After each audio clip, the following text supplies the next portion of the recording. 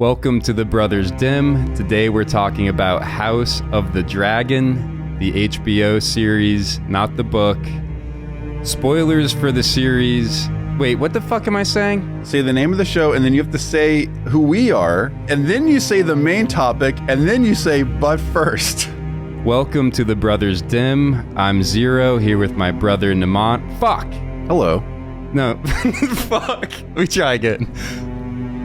Welcome to the Brothers Dim. Today we're talking about House of the Dragon. I'm Zero, here with my brother Namana. Yo. Thank you.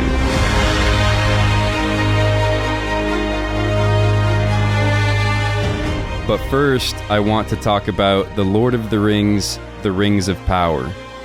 Because this is the main reason I wanted to do the House of the Dragon episode.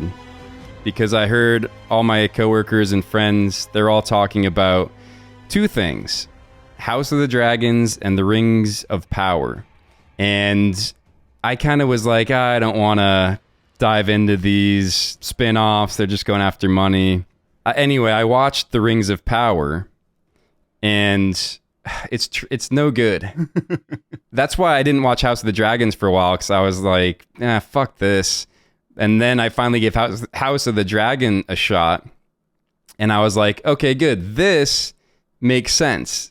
You know, this is what I want to see, because it's in the same world, but they do something different. It's not just, oh, people remember that character, so throw them in. They're also trying something new with the time span that they're doing. Anyway, we'll go into that later, but I was like, okay, that really works. The Lord of the Rings feels kind of like it shouldn't exist, or like you didn't see any of it, right? No, I haven't watched it. I've only heard negative things, but online. I don't know anybody in real life who watched it. It's just it's just totally the opposite. It's for the dumb crowd. Bigger, better, stronger. Oh, look, a fucking troll right away. Fucking, oh, slash, bang. Oh, look, Lady Galadriel's younger. Oh, and that other fucker you knew, Elrond's young guy, right? You know these guys. It's Lord of the Rings. Go, boom. And it's like, after the first episode, no thank you. Well, I mean, I haven't watched it, but like, I think it's going to have a lot in common with House of the Dragon in a lot of the way I feel about it. I don't know if it's just me, but like the parts of both of these stories that I like are the slow moving, following a thread, one step at a time. It's not about having battles. Like a battle is a payoff to like a long character arc. At the end of the first movie, you know, Ned Stark, or what's his name in the Lord of the Rings? Boromir gets killed off in a big battle. But it's so emotional, dude. Like, so much has been built up. There's been so much time with these characters on this journey just talking that it really feels like a payoff. If you start with the battle, I don't give a shit about who's in it, who dies, or anything. Exactly. But like you said, how does that work? What you said is pretty obvious. If there's a big battle, but there's no stakes, you don't know any of the characters, you know, it's just flashing lights, and it's like at the very most kind of cool CGI or something. How does that what works on people? Because it works on a lot of people, my coworkers and all that. That's what they say. Oh, the troll. There's a fucking troll right away. Remember, we had to wait a whole movie for a troll last time. Troll right away, baby. First 5 minutes, troll killing time. Why the fuck do you care if a fucking cartoon character kills a troll before you know anything about the character? It's like, I don't know why I'm getting frustrated, but it's just so, how does that work on the masses? I honestly have no idea. Because like we grew up with, you know, silly, fun, exaggerated entertainment, right? Jurassic Park, one of my favorite movies of all time. I think you could be very critical and point out a lot of silly shit. But because it's crafted in a way where you understand every leg of the journey, that when big things happen, it's working on me. It feels more real, and I'm engaged the whole time. And I would assume that's what's happening for everyone else. But then you're right, you get into this other stuff, these movies that are so obviously garbage from my perspective, because there's not actually a story going on. Like it's only the superficial stuff on top, and we're not stepping through a logical journey that I'll have an emotional connection to. Mm-hmm. And maybe people just don't give a shit about having that emotional connection, or they get it in some other way. Well, I have a similar feeling with House of the Dragons. So let's get into it. Again, we're going to spoil the TV show.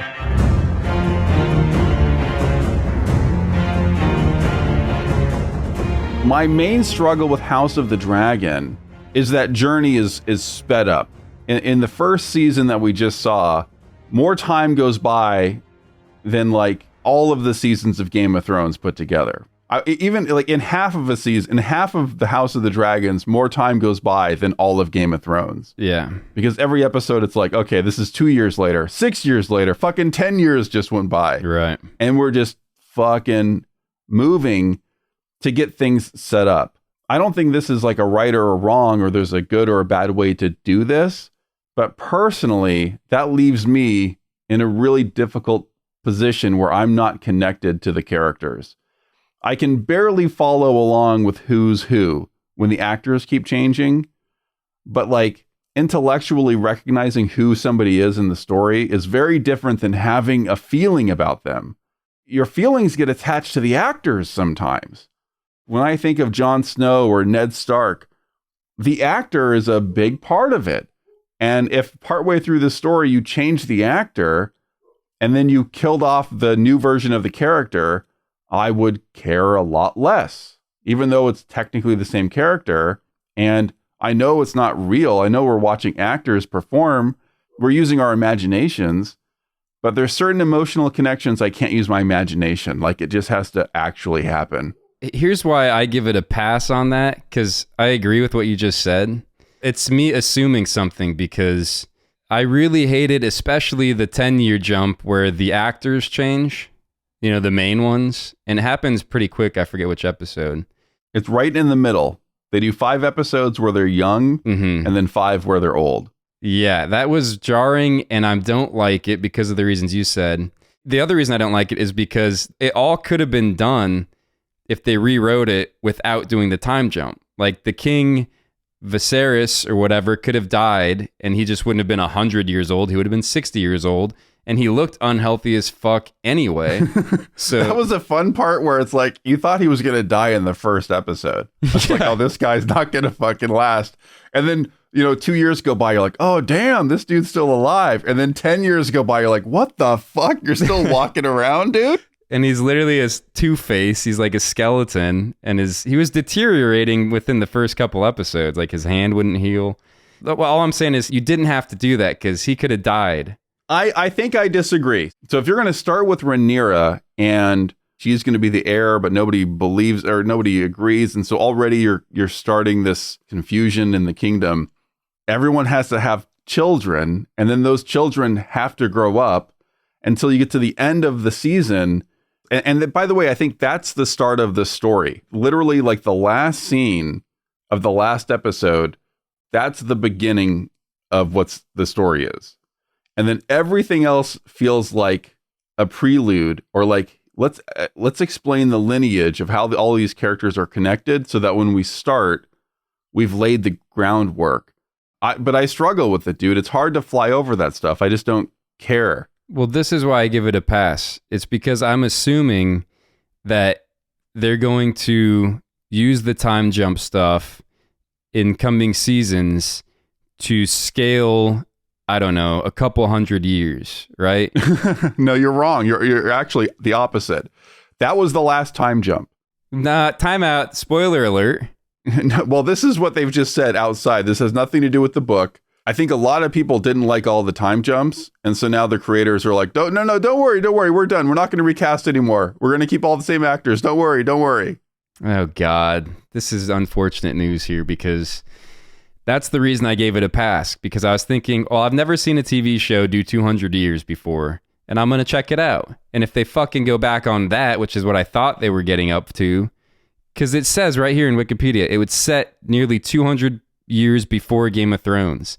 So I'm thinking like, all right, that time jump was annoying, but let's check this type of show out where they do 200 years and see if I like it. And now you're telling me they just wanted to fuck around with me after 10 years for no reason, and then that's it. And now it's just these current actors. Well, I don't know why you think it's for no reason, right? So like they're taking like 20 or so years of time and jumping to the key moments. And at every key moment, they do a full hour-long episode. Like, I think this is not ideal, and it doesn't work for me. All right, I'm just defending to tell this story and get like the key moments. You just got to jump through time to get to the end where the story starts.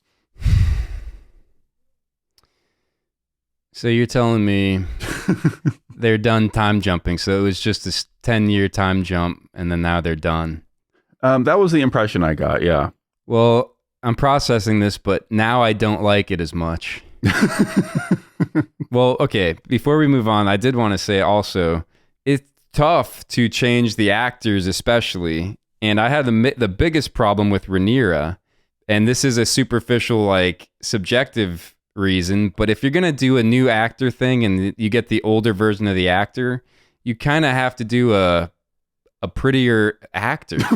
Wait, so you found old Rhaenyra ugly? I just don't think I like her as much. Like, maybe, okay, I won't dwell on appearances. Personally, yeah, I didn't think she was that pretty, but it was also like and the young one was like more sprightly and animated, and I'm like, oh, I'm liking this girl. Well, I'll say this. I think the young version is more unique looking, like an unusual human being, almost like an alien or something, where I'm reading into her performance and I'm interpreting things in the character just based on the fact that the actor looks a certain way. I'm just seeing more depth there because she's interesting. And then the older version is more regular human. She doesn't look weird. Exactly. And as soon as that happened, it felt like suddenly she wasn't as weird. But I think that was just my reaction of like, oh, she doesn't look weird anymore. Or not weird. I don't know the right way to say it, but she doesn't look as striking and unique. And so it felt like some of her personality disappeared. But I don't think it did. I think I'm just interpreting that because the actor changed. I think you're right. You call it weird. I'm kind of calling it pretty. Whatever it is. And that's just kind of basic human psychology. Like, you should know when you're casting the young one, make sure you're casting the older one that has, I call it that's more attractive. So you're like, oh, it's an upgrade. You don't want to be kind of bummed out by the replacement. And I didn't really notice it in Alicent Hightower. When they switched, I was almost like, is that this? Why didn't they switch her? Because she looked really similar, at least. And I feel like they had a more similar vibe. So I barely noticed, and it didn't really bug me. Yeah, I had sort of the same reaction. Like, it's still difficult, but it didn't feel like we had lost some special factor that was attached to one specific actor. Exactly. Yeah, you're right. It feels like we almost lost the main character, even though it's the same main character. Well, I think we can just move past it. Look, it doesn't work for me. Just subjectively on an emotional level, I care less about what's happening. So what? Let's talk about what we have. Let's fast forward 5 years ahead. We're past it all. Let's go. First, I want to jump right to the end because you didn't think that was the last episode. Can you tell me why you thought maybe there's more to come? I feel like that was the kickoff, or I was like, oh, good. Like, there was a ton of setup. And now it seems like the whole setup was to kind of pin Alicent Hightower versus Princess Rhaenyra and who's going to be queen and like, all right, who's going to side with who? Now comes the beginning of the war when the big dragon, what's his name? I don't know. When the big dragon eats the little dragon. You're like, damn. And even the one-eyed Targaryen. I think his name might be Aemon. He was startled, right? Like explain this to me, actually. So he's like, no, dragon, don't go crazy, right? After little dragon spits fire on big dragon, he was no longer in control of the dragon, right? Or he was trying to stop that from happening. And then he eats the other dragon, kills the little prince. And then he looks kind of shocked, right? Like, oh, fuck, this is gonna be bad. I didn't know exactly how to interpret it. Up until that moment, it seemed like he was intentionally going to fucking eat that kid. And so I was confused. It's like, oh, maybe he was just toying with him and trying to scare the shit out of him. Yeah. Or hurt him, but not kill him, and then he lost control of the dragon. Don't get mad for getting spit fire on. Let's just go away. I was just trying to scare the boy, put the, fear in his eyes, fuck with him. Let's get out of here. But anyway, either way, I think it's a little bit of a cop-out because in my head, Aemon Targaryen killed the little prince, like whether he did it on purpose or not. Well, yeah, 100%. You're playing with fire. Yeah, exactly. Literally. Right. You have little kids playing with nuclear missiles. A missile goes off. It's like, well, whose fault is that? I think they're trying to save face for Aemon, which isn't working because I feel like they're like, oh, but he didn't really mean it. The dragon lost control. And to me, I'm like, Aemon did it. I don't care. Yeah, it was a little bit of a miscomm, but he's trying to cut the kid's eye out. He gets on his dragon. He's chasing him. He's going to get him killed. So let's be real here. Yeah, I mean, I'm always on that side where it's like you push things and then you accidentally push too far. Well, fuck you. Like you created the situation. Yeah. That's my general feeling about a lot of things. Yeah, and speaking of casting, the younger version of Aemon didn't seem like bad. Like that kid, maybe that's why I'm confused about his character because that kid seemed like the good kid that was in a weird situation. I think he was kind of dark, but you might interpret him as being the good kid because he was the one that everyone was taking a shit on. Right. Right. Everybody's bullying him and it makes him the underdog. And then you're kind of thinking, well, this kid's going to, fucking save the day. Well, he seems the most like unlikable, even beyond Daemon. Like he seems like that's going to be the most evil dude. Aemon. But I find Aegon way more unlikable because he's just a chaotic dipshit. Really? Because I don't really mind Aegon. He's going around raping everybody, by the way, and you like him. Well, here's what I equate him to, kind of. I forgot he raped that one girl, I forgot kind of about that. It wasn't one, dude. He's got kids all over the place, and his kids are in fighting pits, dude. Oh, like, when those two knights go to the fighting pits, like, hey, look over here in the corner. There's a little fucking Targaryen kid or whatever they are, and he's chained up, and they're training him to fight because Aegon doesn't give a shit. I guess I have sympathy for him because I feel like he's kind of like a Hunter Biden, where his dad he's got the blood of he's gonna be king. He's got everything's important. He doesn't want it. He can't handle it. His parents probably weren't very good parents to him. He can't handle it, and he's also just kind of fucked up. So he's just like on drugs, going on a bender. Like, everyone wants me to be this king. I just want to go do something else. So I almost can sympathize to a degree because he is a bad person, that he's just like carrying his family name, doesn't want it. That's why I give him a bit of a pass. Not saying he's a good dude. But I think like everyone's in a similar position, right? Even Rhaenyra, they get pushed into a situation where it's like, okay, now you got to lead everybody or whatever. No one wants to fucking do it. But no, she wants it. I mean, she's going to war. Well, she wants it now, but not when we started. Yeah, but the other ones seemed to, at some point, deep down wanted a little bit, enough to like kind of fight for it. He just seems like he could give two shits. They basically had to like push him up onto the altar to accept the throne or whatever. Okay, so that was the big ending, which was pretty cool. So wait, why did you ask me that though?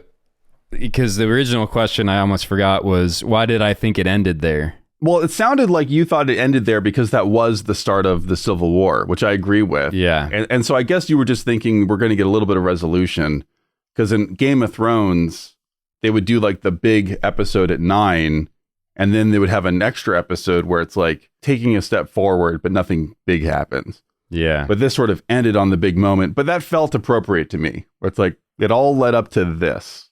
I'll say this. It's kind of cool with the time jumps. You still are connected to Viserys, King Viserys. And you just kind of see him really, I guess, just talking about makeup, just deteriorate, go through it, kind of have this difficult life where he's trying to kind of keep the peace and be the people pleaser for his family and all that. So it's kind of cool to see, an extended amount of years of that shorter. The rest of it is a little bit not as good, but I didn't mind his arc. Well, let's get into him. What do you think they're telling us about leadership and what it means to be a good king? Is he a good king? And if not, why? Yeah, that was one of my favorite parts because in the beginning I'm kind of thinking, and maybe they paint him out to be like this, he seems a bit weak or something, you know, he doesn't seem sure, and he's always, his daughter or his wife or someone is always all wanting different things, of course, and he feels, God, I don't want to upset her, but I don't want to upset them, and so it does seem a little wish-washy and weak, but as time goes on, and they even he's like, oh, what's my legacy? And they're like, shut up. You're like the Peace King or whatever, because he's not doing anything as far as wars or battles. But then as time goes on, I kind of think, well, you know what? Yeah, he wasn't fighting wars or battles or epic things. What's his legacy? But to keep the peace, that's a pretty noble pursuit. Although he totally fucked it up by being really vague many times about who's coming to be the next succession. What sums it all up is that dinner scene where everyone's fighting and he goes, for the love of God, please, your family, let's just get along and try to make this work before I fucking die. I'm a skeleton. That's my take on it. What do you think about it? Yeah, I think he's a terrible leader because the peace is entirely superficial.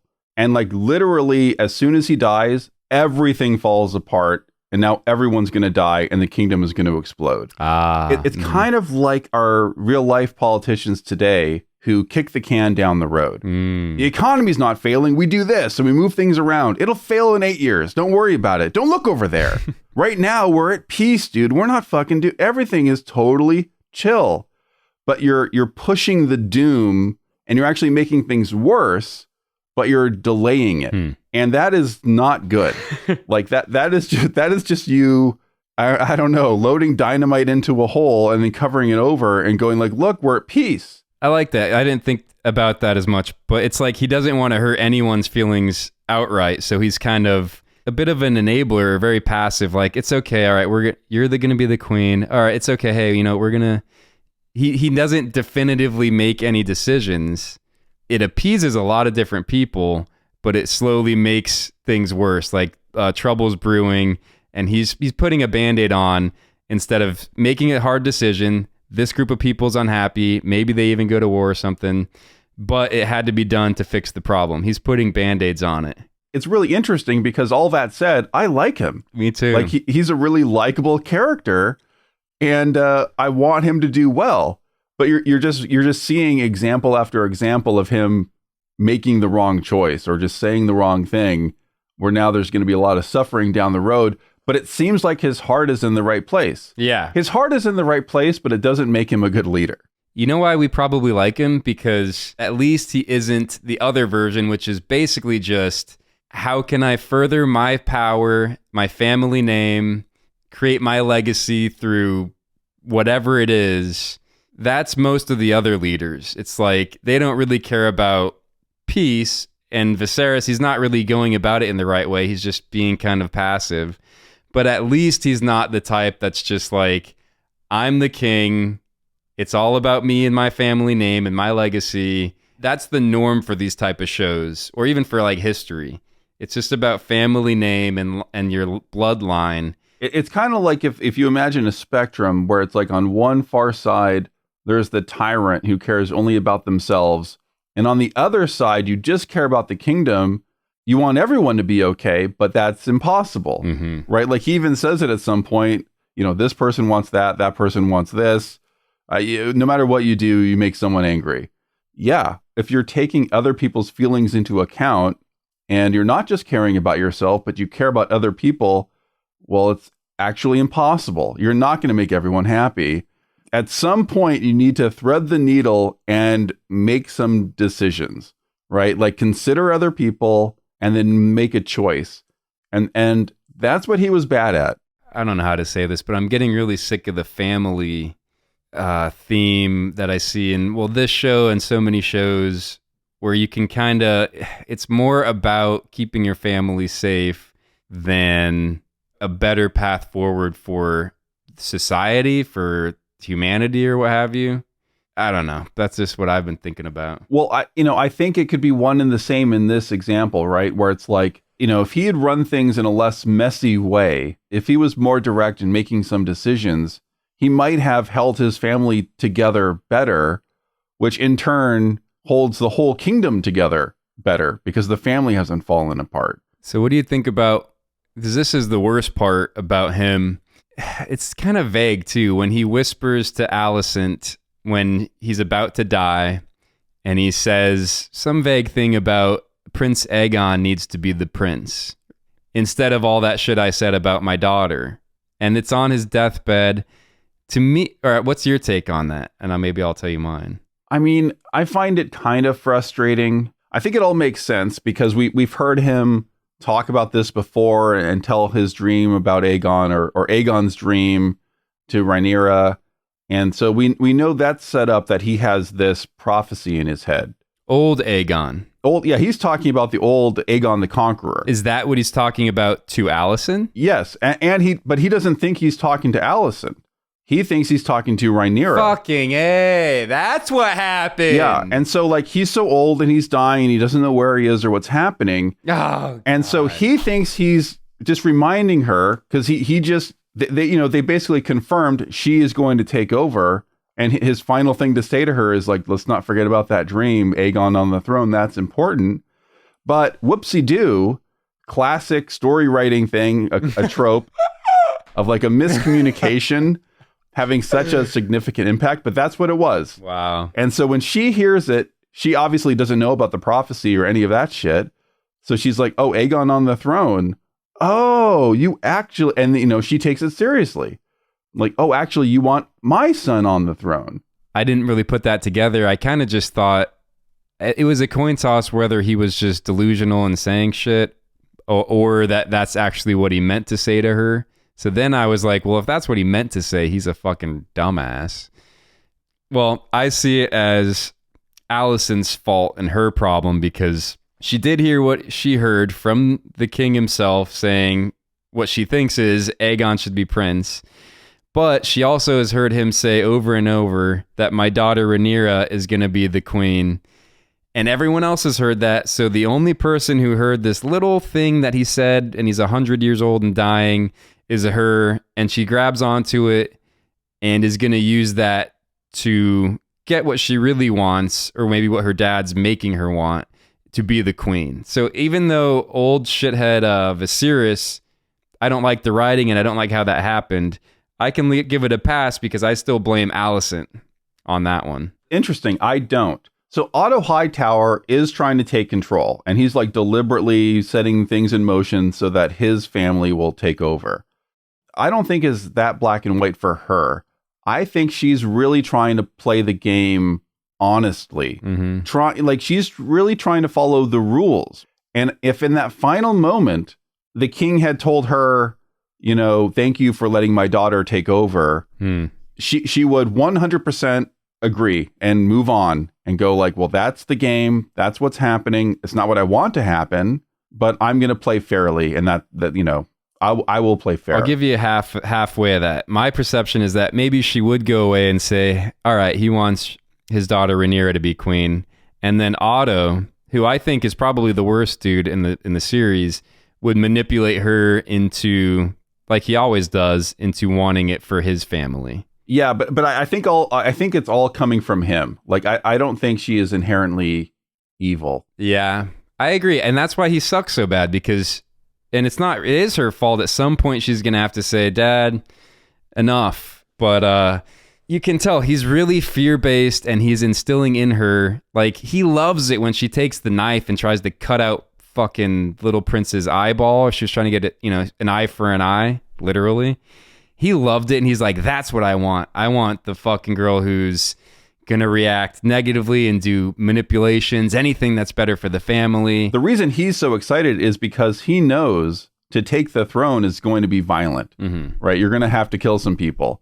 And so when she does that and it's like, oh, she might be capable of violence. All right, here we fucking go. Yeah, so I think you're right. She's kind of the victim to her own father, but at some point you have to not be the victim, and she's going to have to turn on her father or something, because otherwise she's just going to be manipulated to be bad like her dad. Yeah, I don't know what's going to happen. Like, my prediction for the future would be, because the way things have gone down, she is going to have to dig into her position and she will not rebel against her father, because like now princes are being killed, like it's a war. I don't know how she's going to back out of this. She's committed.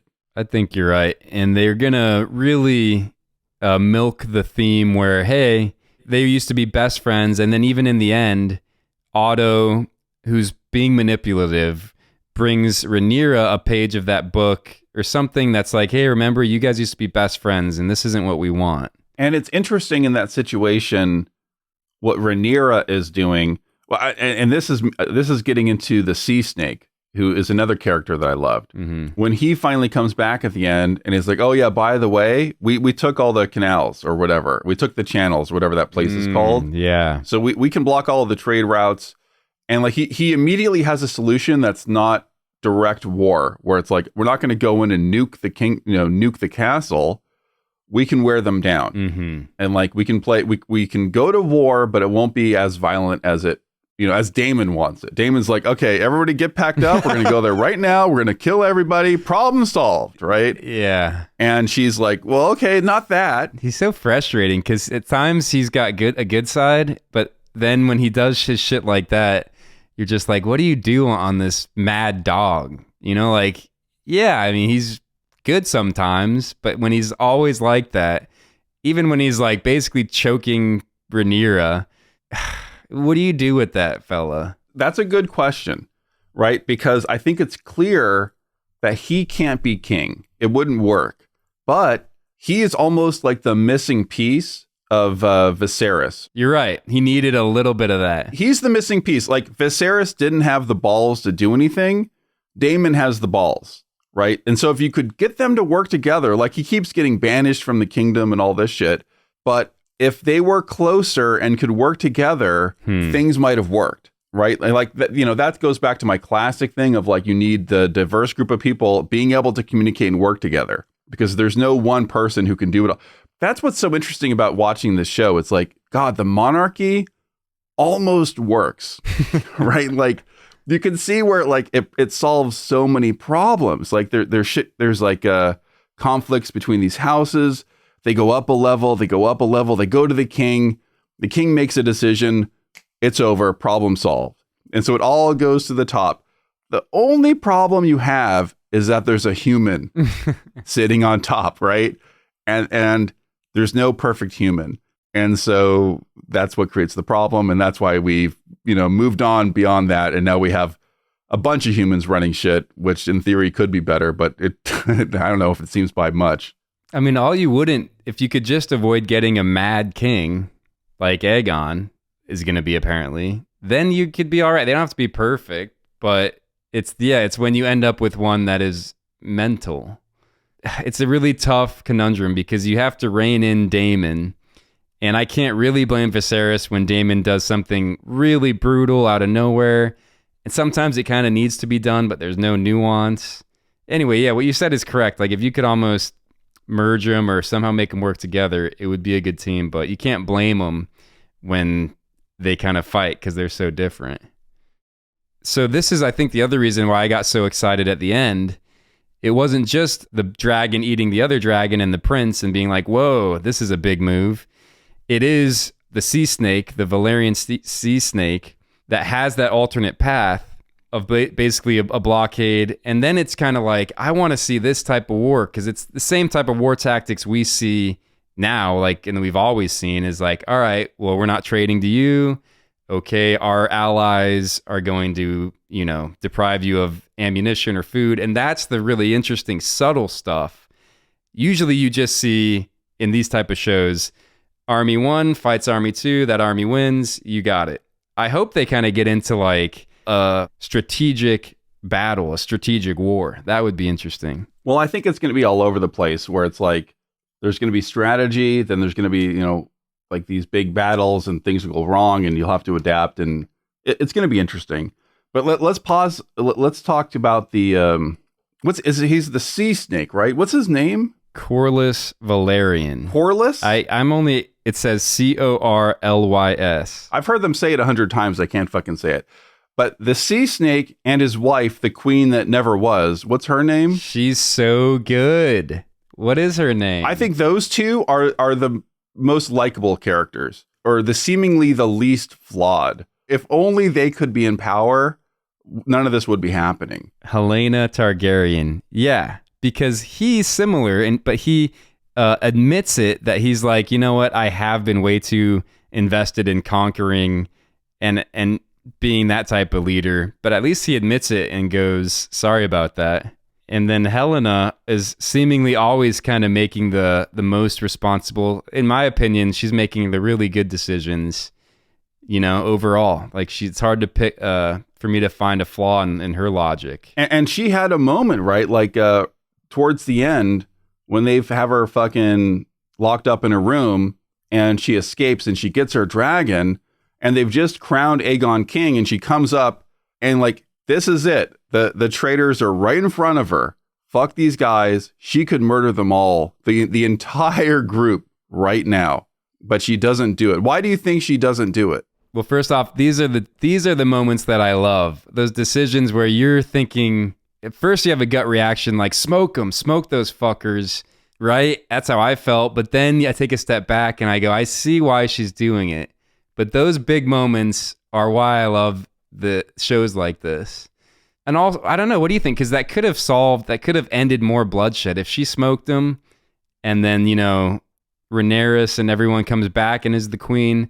Maybe you end it there. There's obviously going to be some battles and some bad blood after that. I mean, who knows? You never know which is the more violent path, but it was a really tough choice, and I don't mind the choice she made. Yeah, I think she said when she landed later that, like, it wasn't her place to make that decision. So she kind of she's really good at not obviously making the emotional decision. You know, I don't know if I would have done that, but I like where your head's at. Yeah, she might be my most favorite character. I think she's the hidden gem that kind of grows on you and starts to do the really cool stuff, and then you go, oh, Helena, okay, yeah, she's the best. I really liked that they get into these weird details where, like, the sea snake cares more about his name than his actual blood, right? Because his son marries Rhaenyra, and it's obvious that their children are they're not actually a part of that bloodline. Like, they belong to that strong guy, the white guy. Exactly. He still plays the game of like, well, it's the name. And then his brother, I think, or someone else argues, no, it's the blood is more important. It's like such a heated example of like there being a reality and then a story that everyone has to pretend is real, which is still happening today, obviously, right? Like, we live in different realities. Some people ignore certain things. A lot of us are living in a fantasy. And here you just see a really extreme version where, like, it's clear to some people what's really going on with the lineage, but no one can fucking say it. And the king won't say it, and so no one can say it. There's that moment where, like, the sea snake's brother finally says it out in public. He's like, those kids are bastards. But that truth can't exist. Like, it's not compatible with their reality. And so literally immediately off with his head. Like, you can't say those words. You can't say reality because there's a fiction that holds the kingdom together. I like it that it's so obvious because you have to believe what the higher ups are telling you. Otherwise, your whole life is a lie or what have you. It's this thing where, like, a narrative gets put out, and if you bow down to it, if you bend the knee, then you're compatible with everyone else who's in that narrative. But if you're outside of it, you're a problem. And you and I can't help that we're sometimes outside of it because we're confused about shit. I don't know for sure what's going on. I don't believe all the crazy people on the side. I also don't believe the message coming down from the king. Right. And so, like, I just shouldn't open my mouth very often, I guess. I don't know what to do. It's like a lesson in picking your battles of, like, that guy who got his head chopped off, he's not wrong, right? I mean, he probably exploded. He's been keeping it in. He's just like, look, they aren't the same. And his head's off, right? So I don't blame him, but then it's like you kind of, to survive, have to play a little bit of the game. and decide when to release information, how to release it, where to release it. But then again, if you don't say anything, at some point you just become subjugated, right? If you don't say anything ever, and eventually maybe you just become one of the sheep, subjugated, or living your life in fear instead of living a free life or whatever. So I don't know. I like the analogy because we, like you said, we see it in what's going on right now. It's like, this is the narrative, and if you speak out against it, you're ostracized or canceled or whatever it is. And like, we have plenty of talks, but it's like where I see it, but I'm like, I'm frustrated because I don't agree. But when I open my mouth, two of my friends just don't want to talk to me, or none of my videos get views because I said something against the norm, So it's like, pick your battles, don't get your head chopped off. But you also want to kind of be a player in the game and be like, no, let's at least look at reality and go in a better direction. So it's a game of subtlety, I guess. Yeah, I hate having to play this game because I'm bad at it. Like having to weigh the options and when's the right time to speak. I'm not a good player in the game. I would be a terrible king. But that's your good. I feel like that's a good quality. Like, you just want to say the honest truth up front. None of this these lies and this manipulation. It's not a good quality, but you have, again, you kind of have to in certain situations. So I think, yeah, maybe Viserys or like a Ned Stark didn't have that subtlety, and look what happened to them. The head's chopped off. And like, what do you do in this situation, right? Like, if ever, like, officially Rhaenyra is heir to the throne. She's officially married to a Valyrian because that alliance is important to hold the kingdom together. That's the narrative. Like, that's important.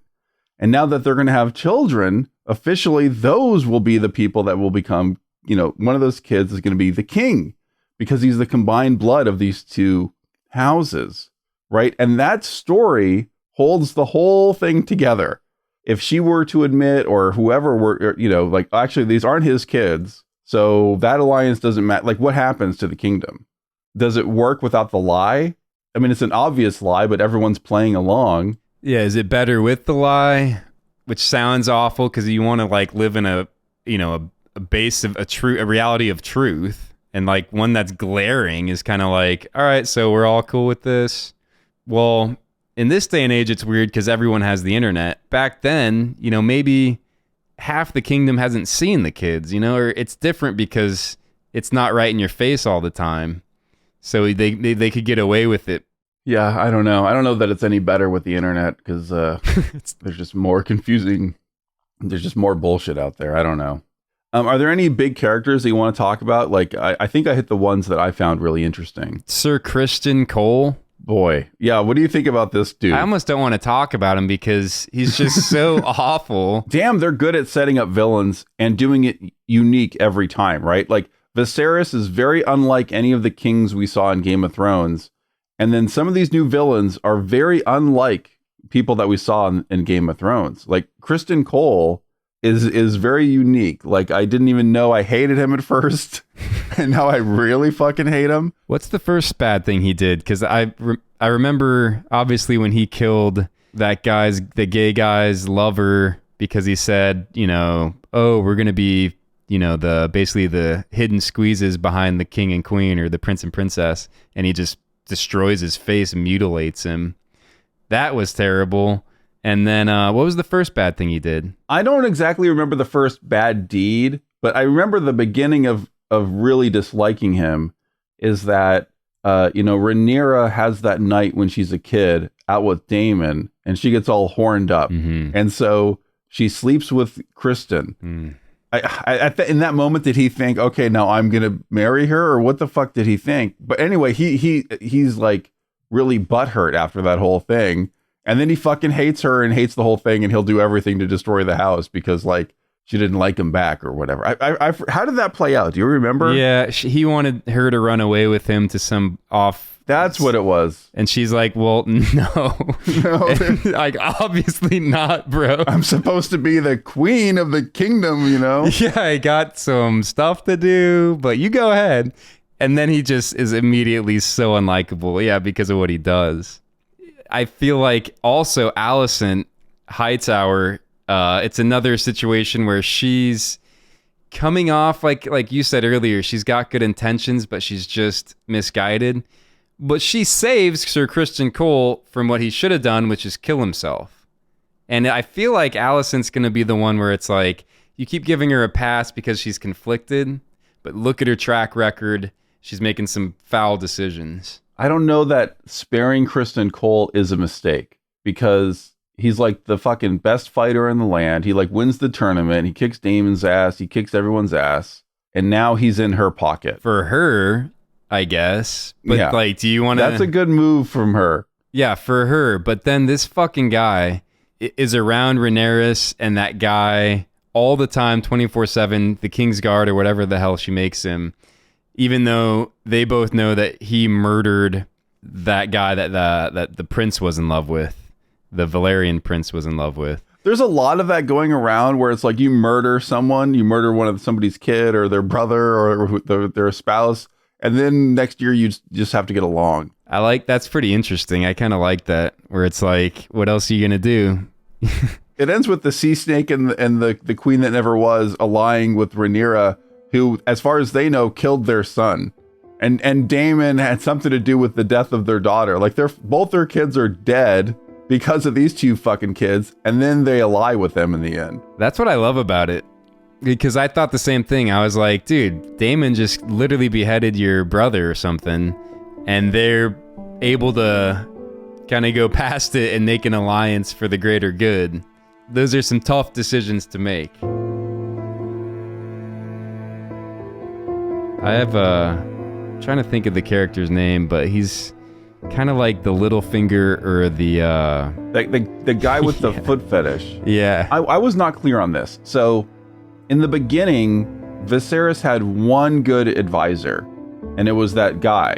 And he was a strong, right? Or he was... Yeah. And then his son is the father of the princes, right? Which princes? The guy that, the ones that are white with black hair that are supposed to be Leonor's kids, but are actually Strong's kids. Aren't those two people real? I think the strong guy is the son of the advisor. I think. And I was going to ask you, are they related to this third guy we're talking about with the foot fetish, the Littlefinger? Because he traps a couple of them in the fire. And you think they're related? I think you're right. I can't even find the character on this stupid internet here. Larys Strong. I just found his name. So he is a Strong. Yeah, okay. I mean, that's all we really need, right? He is a Strong. So then he killed his father and his brother? Which ones died? Yeah, his brother died. I thought his father maybe survived, or did they both die? No, I think they both die in the fire. I mean, yeah, so he's another... I like him. Like, at first you like him, but he's another kind of cold-blooded villain. They do it in a different way. And yet again, dude, my theory's playing out, because whose feet is he masturbating to? Alicent. She's got another guy on her payroll who's a fucking psychopath. Can't you see? I'm starting to see it written on the walls here. Again, is he not a strong ally? Yeah. He goes and kills the Strongs. They're out of the picture. I'm not disagreeing. They're good allies. But at what point are you going to be like, no matter how good they are, if you're Alicent and you're bankrolling these people that are literally psychotic, you're not a good person, right? You can't just let the dog off the leash whenever you want and think it's all good. Who among Rhaenyra's people is that horrible, except for, I guess, Daemon? But even Daemon wouldn't do some of this stuff. I mean, Daemon killed his wife. Daemon killed people all the time. Daemon is pretty terrible. I mean, if you think about it, it's not so cool to kill your wife just because you want to marry somebody else. Marry your niece. No, he killed that wife to marry the Valerian girl. Oh, God. And then she died, and then he married his niece. There has to be a line that you cross where it's like, you don't come back from that, and you can't really ally with somebody that does that. Or is there? I don't know. Again, it's not black and white, and you can't be the sweet, kind king who never makes a decision and never kills anybody, because it's not going to work. Well, at least answer me this. If you put Alicent and Rhaenyra next to each other, who do you think's a better person? And who would you rather? Let me just ask: who would you rather end up hypothetically be the queen of the kingdom? Which one do you choose? God, to me, the answer is very clear because not only is it Alicent, you're getting Otto. Yeah. And Otto is the opposite of Viserys. And I'm not saying that everything Rhaenyra does is good, and Daemon's a fucking psycho too. But between the two, my decision's very obvious that I'd put Rhaenyra is the good guy in this context, and Alicent is not. And it's so strange because I think Alicent could be better if she wasn't surrounded by these people. Like if her father was out of the picture, if a bunch of these people were out of the picture, she might be a better leader. Because it seems like she's trying to play fairly. I don't know. Rhaenyra is a little bit more selfish. Yeah, I think she's a little bit more selfish, and she cares a little bit more about her family than the kingdom. But because she has better allies, like I like the Valyrian people. Are they Valyrians? Wait, whose allies? I like Rhaenyra's allies, the sea snake and the yeah. So judge her off of that too, because Alicent's allies are not good allies. Yeah, so I do prefer them. Rhaenyra. Thank you. God, I hope so. But things could change, like one little thing this way or that way, and I could be like, oh, actually. And you're right. Alicent could be much better if she wasn't surrounded by who she is surrounded with. But it is what it is at this point. And at some point, you got to be like, all right, Alicent, time to claim your agency and, get out of that or do something else. So wait, this series is based off of one book. I don't even know if it's a book. It might be like a short story or one of those collections of... No, it is a book. It's a book? Okay. House of the Dragon is based on the fictional popular history book Fire and Blood. So this book is like a history type book. I see. Well, that kind of ruins what I was going to say, because I was just going to say I'm excited that they're basing it off of one book, which is going to be shorter. You don't have to go on for 10 seasons. I don't know how many seasons they're going to do, but whether it's 2 or 3. I think George R.R. Martin said 4. Yeah, and by the way, George R.R. Martin is involved. He's like a creator and a writer of it. He's got some writing chops. That alone was enough for me to say, okay, well, I don't think he's just going to throw his name on some shit show. So I think he was like, I want to have more say in how my book ends because they fucked the last ending up. So I was like, okay, it seems like some good people are doing the show. Not like Lord of the Rings. Like Peter Jackson isn't fucking doing Rings of Power. He's like, this sucks. I'm sure he's sitting at home like, this sucks. I wonder how George feels because he's not going to finish his books. He's going to die. It's taken him 20 years to write this last book that is never going to come out. And he's got 2 books after that before the story is done. Okay. So it's not happening. He's not going to finish it. And so the main thing he's done with his life, the main thing he put out into the world is Game of Thrones. Most people are only going to see the HBO show, which everyone agrees has a terrible ending and is really disappointing. And for me, sours the whole thing. It's hard. I can't go back anymore. Like you're going back to watch those old ones. Man, I don't know that I can, because when I watched those old episodes, there was so much promise in the future, right? Where are these characters going to go? How is this going to pay off? And then you'll remember, oh, it doesn't pay off. This part of the story doesn't matter. That character doesn't matter. You're right. But I can still enjoy the journey of seasons, 1, 2, 3. And I'm definitely not going forward because I'm not a masochist. But I don't know, because as I'm watching it now, it's just a fun... I don't know. I guess it's easier for me to turn off the end results or something, because it's a lot of shit I forgot too. Like John's going nowhere. There's all this really fun shit. And I'm still enjoying it, even though I know the ending's awful. I don't think there's any recovering from season 8 of Game of Thrones. But you're not thinking about... Then that's it. I don't think House of Dragon is playing off of the way we felt about the old show when it was good. The next show about Jon Snow is going to try to recover. There is no recovery. What? Wait, there's another show? I think, weren't they planning a show or Jon Snow, it would be a sequel. It would take place afterward when he goes up north. I think that was one of the possibilities. I think that's happening. Oh my God. Jon Snow is the best, most interesting character of that series. Well, not after season 8, dude. Everything led up to the fucking reveal. You know what? He's fucking an Aegon. He's Aegon Targaryen, dude. This guy doesn't matter. No one gives a shit. Dude, he doesn't want to do it. He's going to go, what the fuck are these people doing, dude? Well, you're forgetting about George R.R. Martin. He's fine because he wrote the books. He had nothing to do with the show. George is never going to live in a world where his story goes to completion in the way that he will enjoy. Well, yeah, he did because he wrote them. If you just read the books, and most people, the books are not going to happen, dude. Oh, he's going to get 3/4 of the way there, and then he'll die. He's not finishing those books. What you're saying. Dude. Assuming he dies before he writes the Have ending. You seen him? He's not going to live another 40 years he would take to write the next 2 books. You're right. Yeah, if he doesn't write the ending, then he's totally stuck with the way they fucked it up. I was thinking, well, he's going to end it and it's going to be, all the readers are going to be stoked if it's good. You know, and he could also write the ending and it just sucks too. Because he gave the Game of Thrones people advice of where he was going. So if we know where it's going, maybe he just is not going to write a good ending. We're never going to know.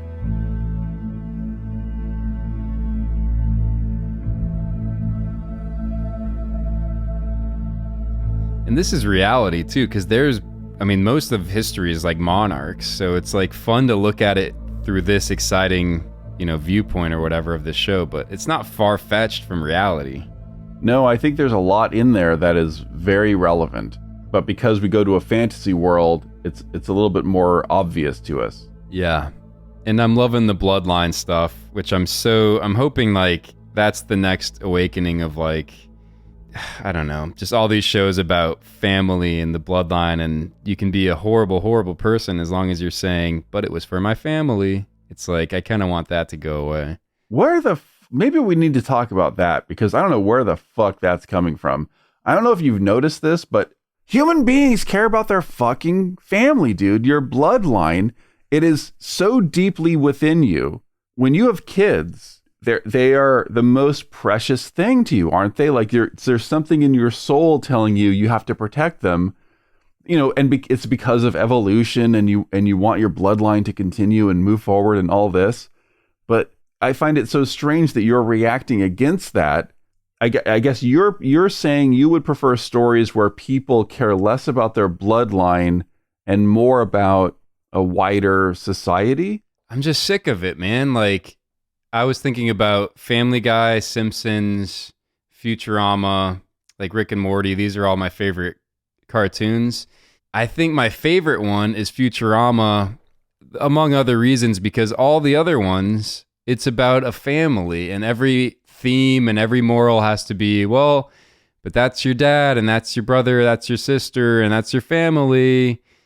And they're all hilarious shows, but Futurama, their family exists, but it's just their job. It's the Planet Express pizza delivery. And they chose it. And then it's at least they have control over it. In those other ones, they're still kids. They can't leave their family. They can't do this and that. So you're just kind of stuck in the confines of the family archetype. I got bad news for you, dude. It's not going away.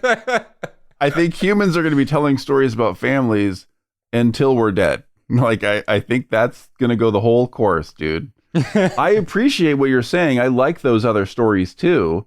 And they're also teaching us something about society or a found family and all this. But there's something more primal about the typical family stuff. We should do Futurama at some point. That's like my favorite show.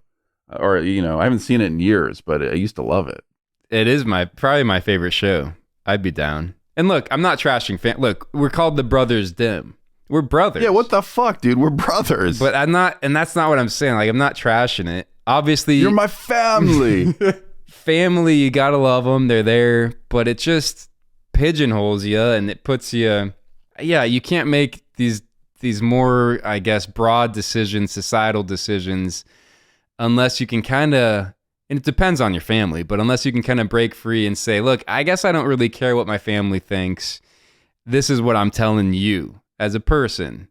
It always seems to be shrouded in, well, hold on a second. Think about your kids. Think about your family. Think about this. I'm like, yeah, whatever. Like, who cares? End us on a higher note, because I don't want to be like... It all brings me back to The Last of Us, dude. We have to do The Last of Us, and we cannot wait until the HBO show comes out, because it's not going to be as good as the video game. Nothing will ever be as good as the video game. You're going to go buy a PlayStation 5. You're going to go play The Last of Us Part 1, the new version for PS5 with really good graphics. Then you're going to play Part 2. And then 100 hours later, we're going to do a podcast about it. Time out. Can I play it on PS4? Because that's what I have. And do I have to play both? No, you're going to take your PS4 and you're going to throw it in the garbage and you're going to get a PS5, dude, because we're living in the future. It's not 1994 again. I never play anything. We're doing PlayStation 5s now. I don't play anything. It'd be a waste of my money. I never play any game. You don't need other games. There's literally one franchise that you need. Well, don't get your hopes up, because that's a long shot. Well, if you want to reach us, email us at thedimbrothers@gmail.com. Okay, thanks for listening. See you guys later.